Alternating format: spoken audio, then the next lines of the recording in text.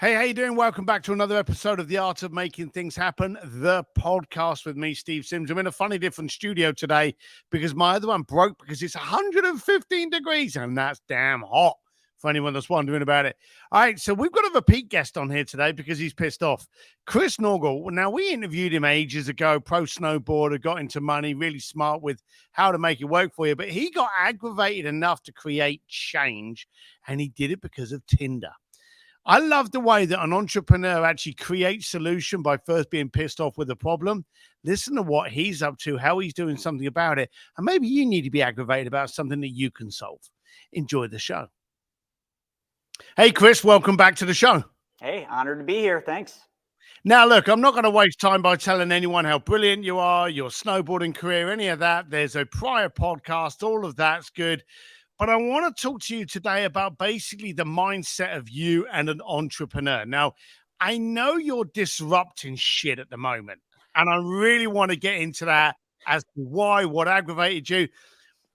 But what kind of person wakes up one day and says, hey, my life's really good, yours is, I'm really successful, you are, I've got a great following, but that's not enough. Why? At a certain point, my whole life I grew up without money. And at a certain point, I started to have money. And then I started to have things. And then I had enough money where I didn't need all the money that I was making. So I had to change my focus because they call that the arrival syndrome. So, quote unquote, I guess I arrived at that place where many people want to get and will get in their lives, where you have the material things you want, you have the money you want. At that point, I realized it wasn't money that I was after, because money didn't make me happy. To be quite honest, money just complicated my life. So I had to start reaching for a higher goal. And, I've always admired, and don't, hold Steve Jobs, how he was to people, but I've always admired his vision, that he could have stopped a long time ago. Bezos could have stopped a long time ago. They get to a point where they have all the things you could ever want. And a lot of people are like, oh, if I only had all the money they had. But you got to understand, they work harder than people that don't have the things and the money, not because they want more money, but because they're solving bigger problems. And I think where it came to me was I realized there's a major problem in the world, but we'll just call it the United States, where it comes to education, knowledge, and control of our money, the one backbone, the tool that we all need to get where we want. And I decided that somebody's got to stand up, hold the torch high, and say, I'm going to change the way money works forever. Bezos changed the way we buy things forever. Steve Jobs changed the way we get information and share information forever. They changed the world. So it's just not enough to just change one or two people's lives. Like, at a certain point, all of us have to say, what do I want to be when I get older? And for me, I want to be the guy that changed the world. And one specific topic that I want to change the world in is money, and how money is used for everybody. So that's where it is. The trouble is, though, money's one of these things that people are terrified to talk about. People that don't have it don't want to own up that they don't have it. People that have it don't want to show off that they have a lot. Money's that horrible black spot that you never point to. Why are people so terrified to talk about money?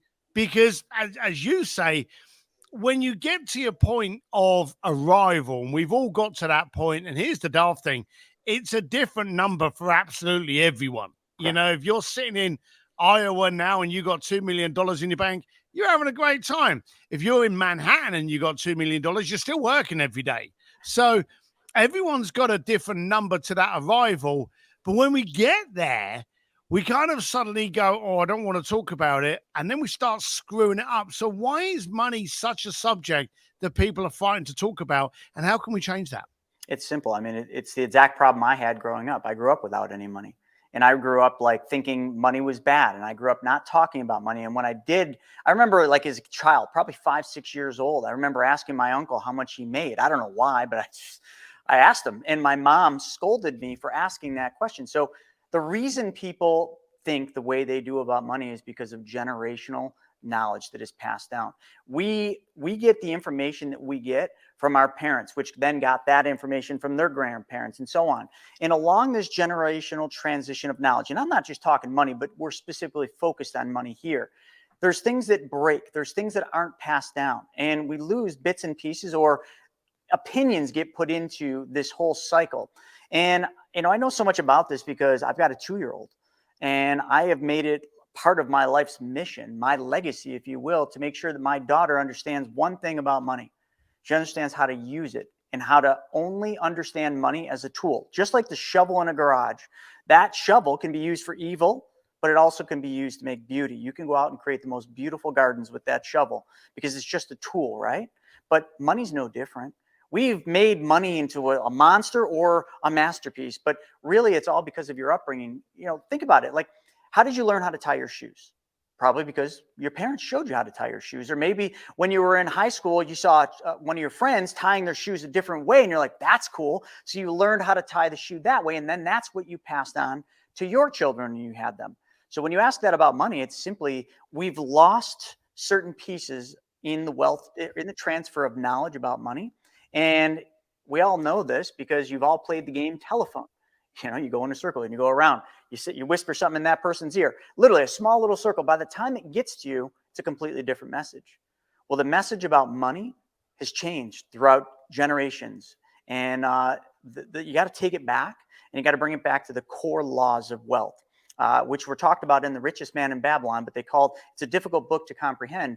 But I've understood that book, and I've then gone back to those simple laws, because you can't bend a law, you can't change a law, and opinion doesn't matter in a law. You don't believe me? Go to the top of your building and jump, and let me know how the law of gravity bent because you want to will it to bend. It won't. You'll be a pancake. Actually, we'll be reading about you in the obituaries if your building's high enough. The same is true about money. Not the same laws as the law of gravity, but there are laws when it comes to money. And each one of them are not what you think, because we've lost reality and we've lost touch with the simple fundamental laws when it comes to wealth. And I just intend on helping people bring that back by changing the way that they view money, but not just the way they view money, the way they use money, because it's all about taking back control of it, which we have literally, not by our design, but by Wall Street, big banks, and other sources, we have been taught to give up control of our money. And that's single-handedly, in my opinion, where the problem lies today. And that's the disruption I'm planning on doing. So you say about generational intelligence, this information that we're getting from our parents. Of course, generations are like 10 years old.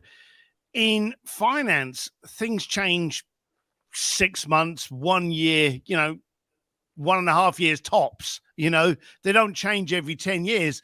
They can literally change on a government meeting.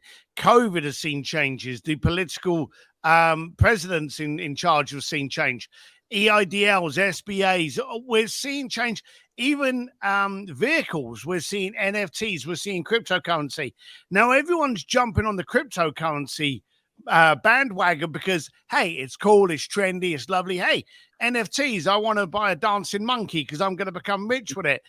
They're jumping on that, but they won't have direct conversations about what's the point of money. Well, let me ask you, Steve. Let me ask you one simple thing, and your audience will hear this as well. What is money? Can you give me the definition of what money truly is? Knowing you, I'm going to be smug and say it's a tool. Nope, but for many, many years, I will openly admit it was a dictator to me. And when I had a lot of it in my bank account, I became lazy and more obnoxious than I am. When I had less in there, I became, shall we say, desperate and more open to take on deals and relationships that I shouldn't. So for many, many years, I wasn't handling money. Money was handling me. And I actually hated that feeling so much so that, and you'll probably hate this, I don't know how much is in my bank account because it dictated and moved me so much that I gave it to my wife. And my wife now handles absolutely everything. And our financial advisors only speak with her. And as long as I've got enough money for the gas, the whiskey, and the motorbikes, I'm a happy little bunny. So maybe not the answer you were thinking of, but to me, it was a horrible dictator of my mood. No, actually, it was a great way to explain it. But money, in its simplest definition, is nothing more than a means of exchange. Money for whiskey, whiskey for money. Okay, money for bike, bike for money. You're just exchanging it for the things in life that you want, the services and goods. That's all it ever has been. So when you give it a face, that's when it becomes something other than a means of exchange. And it doesn't matter if that money is the fiat crap that we deal with today, which isn't even real, and the Fed controls this, and the Fed can go to the Treasury and print any amount of this. So you're right, like it changes every day, but the simple fundamental definition of money never changes. It's a means of exchange. Back in the day, it was gold, then silver, then different bartering systems. But today, it's this. In the United States, it's this thing, which really every time they print a dollar, it just tears off a corner of it, because the dollars they print get their value from your current dollars. So if you look at today, your $100 buys about that much. So you're right. All of it changes, but it changes because we've given up control of it. We truly have. And you can't control that. But what you can control is what this is used for and how this works for you. Like you just saying that you gave up control to your wife. That's okay. But then your wife gave up control to an advisor. I'm not saying that's bad if your advisor has the knowledge through time, wisdom, and failure.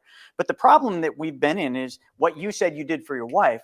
That's what we've been conditioned to do from birth. That's that pass on of generational wealth. We've been conditioned that we're not smart enough to handle our own money. We've been conditioned that we shouldn't know this, or maybe it's like that. When you don't have enough of it, it makes you, want more. When you have too much of it, you become complacent and lazy. Totally get it. So then what we've done is we've said, well, I can't control this. I shouldn't be the person handling this. So you give up control to the banks and to Wall Street. And whether you believe this or not, or your audience believes this or not, that's where the problem starts, because you're not in control of it anymore. And then outside factors that you just mentioned, the Fed, Russia, Ukraine, I'm just talking in current times, but throughout history, it's been one thing or another. All those things impact your money because you don't control it anymore. But what happens if you fully controlled it? What if you controlled every aspect of how your money is used for you? And because you controlled it, your money then worked for you instead of working for the bank or for Wall Street. It worked for you. So then your main focus would not be on all these things you just mentioned about money.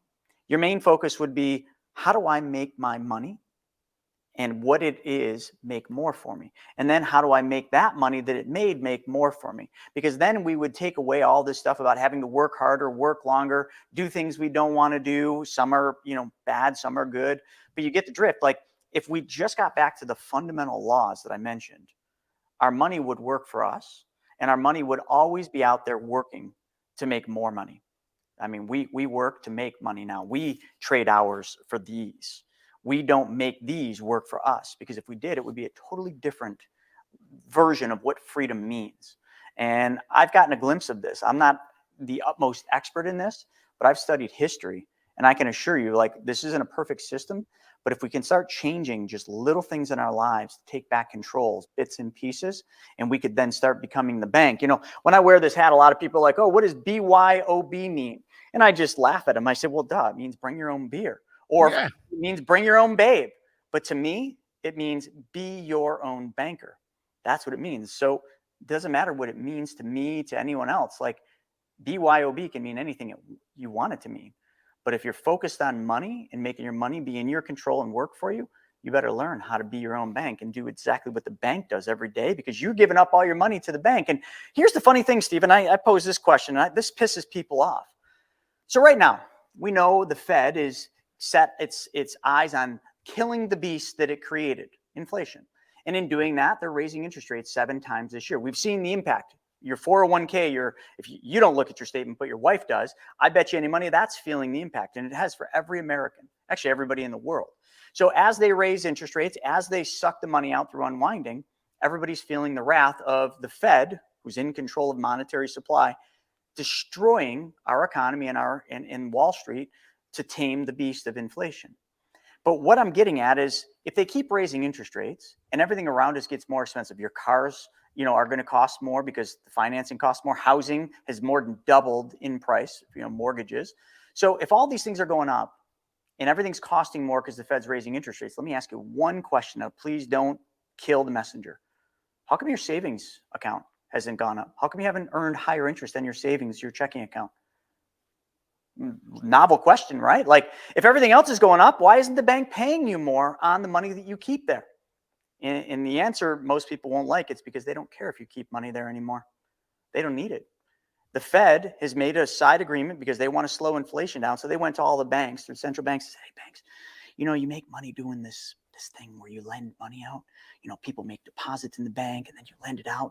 You got to stop that stuff because it's making people buy too much stuff, which keeps this inflation thing high. And we're trying to show everybody that we're going to tame this beast. So, hey, here's the deal. The excess money that you have that you normally lend out, just give it to us. And we're going to pay you interest on that money. And every time we raise rates, we'll pay you more so that you don't have to lend money out there to the business owners, the people that want cars, the people want houses. Don't give them any more money. And also, the other thing you want to do is you don't have to keep raising the interest rate you pay them, because now it doesn't matter if they give you their money because we'll give you plenty of it. Like, if that doesn't piss you off, then you're living under a rock. That's the reality.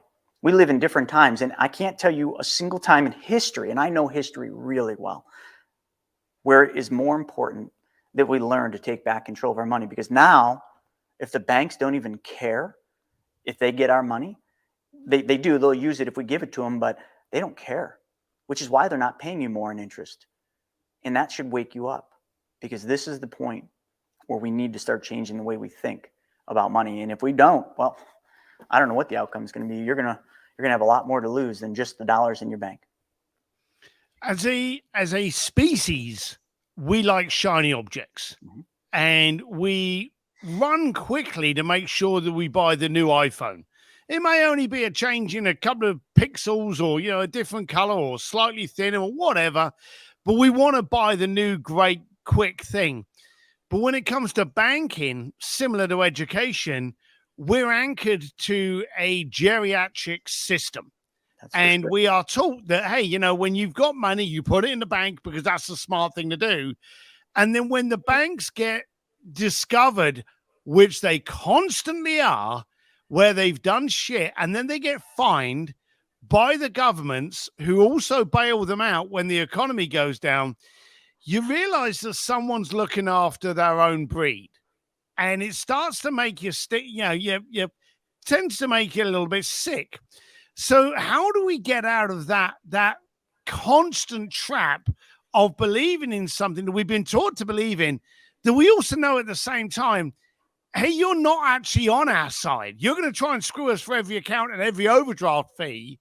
But when the shit goes down, you're just going to go to your mates that are really looking after you. How do we change that? And also in a society where we're being forced to have a bank account. I know there's two questions here, because if you want to get a car, they're not going to look at your stock. They're not going to look at your crypto. They want to know about your bank balance and your statements. So how do we break the banking structure so that we can actually create one that works for us without trusting those people that quite simply we have no trust in? Yeah, I don't think you're going to break it, because it's the backbone of everything that we do. But what you can do is you can mimic it. So here's I like that. That's good. You're not going to break it, but you can mimic it. That's a soundbite. Now, how come? Okay, well, here's the easiest thing. If you wanted to act and be a bank, well, wouldn't you just study what a bank does every day? It's very simple. You make money by working and trading hours. You give it to the bank, and just so anyone isn't mistaken here, the bank doesn't put your money in the safe in a little box with your name on it anymore. I just hope everyone understands. The bank makes that money go to work for them. And how do they do that? They start lending it out. Lend it on houses, lend it on cars, usually tangible, collaterable assets, things that the bank can sink their teeth into and collateralize that money. That's what they do. So then if I wanted to be the bank and I wanted to mimic what the bank is doing, the first thing I'd have to do is I'd have to create my own bank. And folks, I don't mean go and pour a foundation and create a bank. I mean just mimic what the bank does. And it would involve, first, you got to get out of the system, because if you keep your money in the bank, you're not out of the system. The bank's smarter than you, and they're going to make your money work for them. So what I did is I went back and I said, what do the wealthiest families in history do? What are the Rockefellers, the Rothschilds, the JP Morgans, the Stanleys? And then some wealthy families like Walt Disney and Ray Kroc and Doris Christopher. And heck, you could even throw Warren Buffett in there. And not to get into this, but it's proven fact. You could look at presidents, JFK. You could look at McCain when he was running. And you could look at the sitting president, Biden. They all do the exact same thing that I teach every day. And you know what the best part is? That sounds so difficult, right? Because they're all wealthy families. Oh, they got the money. They can do what I can't. Stop. That's a lie you've told yourself. That's not the fact. You can do exactly what they do. And you know what the simplest part about it is? It involves changing just one thing. And I swear to you, it changes one thing. And that is where your savings, not all your money, but your savings goes first. Why would you keep your savings, the money that's for a rainy day, the money that's for your retirement, the money that's for something in the future in somebody else's bank? Why wouldn't you put it in your own bank? But let's just say that I know of a place, because I learned from all those wealthy families, that gives you these features on your bank. Because this is like where you're not going to believe me. But what if your bank was a place that you could put your money? And what if where you put your money provided you guarantees that right now are 3 times what a bank is paying you, guaranteed contractually? And then what if your bank, because we're going to make a perfect bank, what if your bank every year, whatever money it had left over that it didn't spend on operations, what if your bank paid you a dividend every single year? And what if all the money that you made on that, the dividend and the guaranteed interest rate, what if it all was tax-free? Wouldn't that be pretty sweet? The government doesn't have any, clause in that money. And what if at the end of the year, you never needed to report any of the money that was in your private bank to anyone because it was private, just like the Rockefellers' banking system is private. Good luck trying to find about the privatized banking that the Rockefellers or the Rothschilds do. You can't, because it's private. And then what if that money that you put in your bank, at any time you wanted to use it, you could just take it out with a click of a button, and you could then send that money to go to work for you. But when you took the money out, we'll just use these dollars. Let's just say you had, I don't know, let's call these hundreds just to make it simple. These are $100 bills, but let's call them 100,000. You have 200,000 in your bank. And listen, folks, I'm just making numbers up. And then you take 100,000 out and I lend it to Steve Sims to go out and buy a new motorbike. And Steve Sims is going to pay me 10% on my 100,000 I just gave him for that new Ducati. If I said that right, I hopefully didn't butcher their name. So if I started with 200,000, I took 100,000 and I lent it to Steve, how much is left in my private bank? Most people 100. Say, yeah. Well, 200 started there, but I took 100 out and I gave it to you. Most people would say 200 minus 100, you got 100 left. But what if I said your private bank had 200 still in it? You'd probably start asking, well, wait a second, where'd that 100 come from? Well, the same place that you would if you were a traditional bank. It came from the place that I put the money. They lent the money to me. And that money that they lent me, here's the best part. That loan never needs to be paid back, because when I die, that company is going to get their money back anyway. So they don't care if I ever pay the loan back. So now what I've just done is I found a way to make money twice, because I'm making uninterrupted compound interest on all 200,000. And then I'm making money by lending my money out to Steve and other people like that in various different things that I know, like, and understand. So my money sits in my account, never leaves it, continues to earn compound interest, which Albert Einstein called it the 8th wonder of the world. He said, those that understand it earn it. All those families, and now you. And those that don't, pay it. Steve Sims, for his motorbike, is going to pay it because he doesn't understand compound interest. Just picking on you, buddy. Yeah, So I'm with you. what you just did is you just found a way to make money twice on the same dollars. But you would think you just found the fountain of youth, or whatever you want to call it. You didn't. You just found out what the wealthy have done for hundreds of years. And then if I created my own bank and I lent that money to Steve and Steve paid me that 10% interest, whose bank am I going to put that 10% interest payment that I get? I'm not going to put it in somebody else's bank. I'm going to finish so folks, what I just showed you is a circle. Let's just do the circle real quick while we're doing this. My money starts in my bank on the left side, that place that is guaranteed interest, dividends, uninterrupted compound interest, and allows me to take loans that never need to be paid back until the day I die. So then I just take money, I move it around the top of the circle. This is the 100 that I gave to Steve for the bike. Then he takes and he pays me, I'm just going to use this, he pays me interest payments every month, just like a traditional bank would get when you buy a car and you finance it through a bank. But instead of me taking the interest payments and giving it out to somebody else's bank, I'm just going to complete the bottom part of the circle and put that money back in my bank. Now my money is in my control, end to end. It never has to leave my banking system. And the entire time my money stays in that circle, my private bank, it never stops earning interest. No ifs, ands, or buts about it. It is mathematical proof that this is why the wealthy keep getting wealthier and why we keep working harder and harder, and we never feel like we got ahead. We're just missing a couple things. This disruption that I did, I just created a source for people to be their own bank with what I just said, but I just provided a source over here, okay? A place over here on the right where money can move to, where it can work for us forever, really, if we want.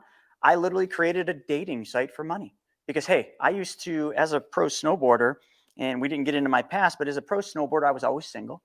And when I was single, that was by design, when I would travel around, Steve, you'll respect this. Some of your audience might not. When I travel around for contests, I'd want someone to hang out with when I got there. I don't like being alone.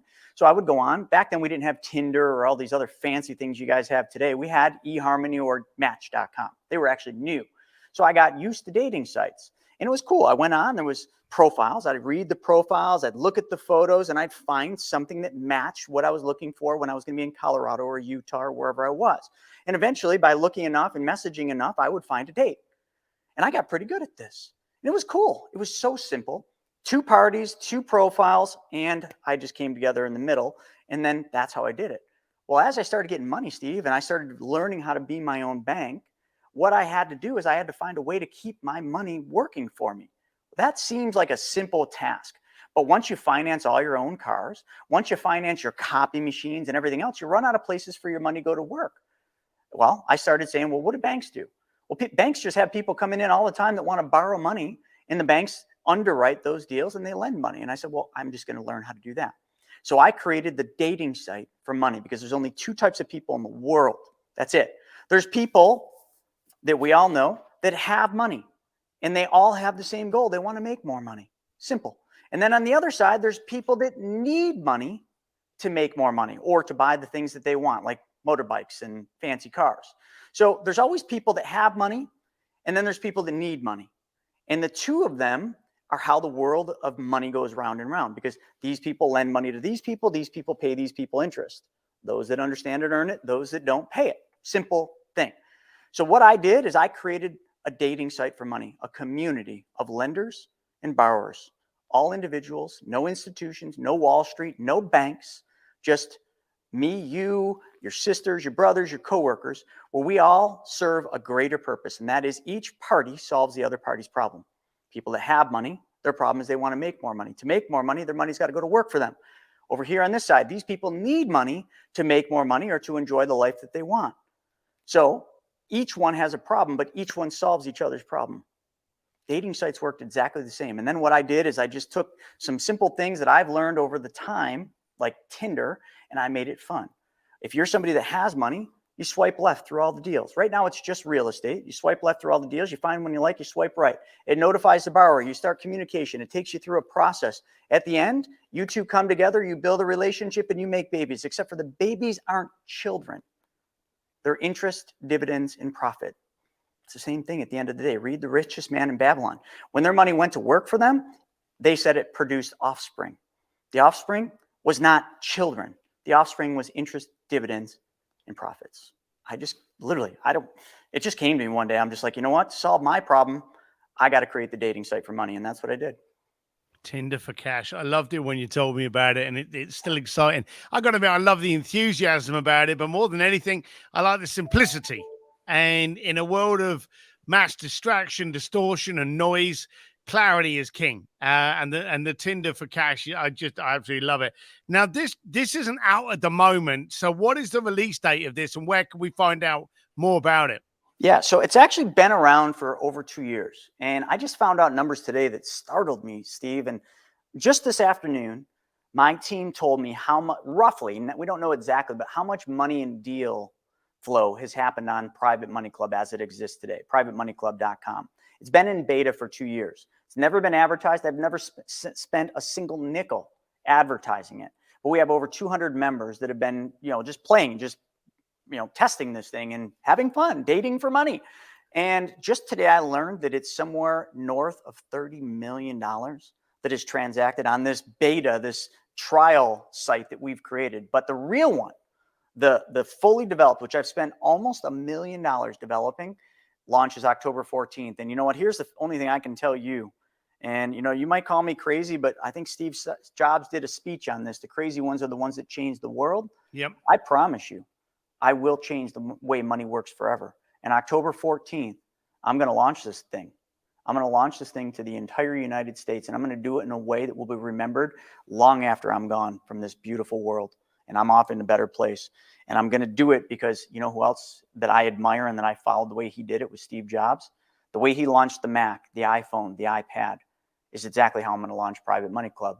And I'm sparing no expense to do it because this is that big. And I don't know, like I said earlier, I don't know what it is, but to me, somebody's got to stand up and change the way money works because it's broken. And the cool part is Bezos. We all know Amazon. Bezos, many years ago, and you've all seen the photo, started an online bookstore. And everybody told him he was crazy. It would never work. Nobody's going to buy books online. Well, look at him go now. He is completely transformed the way we buy everything that we buy. Yeah. And he did it with books. Folks, I'm doing it with a dating site for money. And on the start, it's going to just be real estate. So you're only going to be able to lend on real estate because it's the one thing that's easy to wrap your head around, and it's a tangible, collateralizable asset. But in the future, this might be where you come for everything that you would need money for. Start up your business. It could be where you buy your motorbike, where you get funding for your motorbike or your car. I mean, hey, listen, if he did it with books, I can do it with money. So this is the start of it. 14th of October, privatemoneyclub.com. I love the attitude. I love the aggravation. I love the fact that this comes from a point of view being pissed off of how people are basically taking the piss out of the money that we're earning and how to make sure that we get that offspring back in our pocket. Chris, I love your energy and your enthusiasm, but I'll say it again. I love the simplicity of your method. Tinder for cash. 14th of October, privatemoneyclub.com. Thank you very much for sharing, and thank you for being pissed off enough to do something about it. Hey, Steve, one thing, if people want to check it out, you can go to privatemoneyclub.com, or you can just grab your phone, and at the top where you would put someone's phone number, just put 33777, and then down in the memo where you type a description, just put PMC for Private Money Club. That's how you register to see this launch, and you'll see how we're going to change it all that night. Perfect. That's a group I use as well. PMC, text that to 33777. Chris, thanks very much, man. Look after yourself. And we'll see what you're up to next in, I don't know, another 6 months. Hopefully I'm not floating down the Mississippi face down. That's a good one. All right, cheers, pal. See you soon. Thank you. Hey, I hope you liked that episode of the Art of Making Things Happen podcast. And remember, these are done for you. If you like them, subscribe, share them around. But if you don't like them, send me an email to ask@stevedsims.com, and you can tell me what I need to do to make this the most dynamic podcast you listen to. Anyway, make sure whatever you learned from the last podcast, you actually do something with. Without action, it's just a bunch of people blowing air. Have a good time. Until next time. Bye.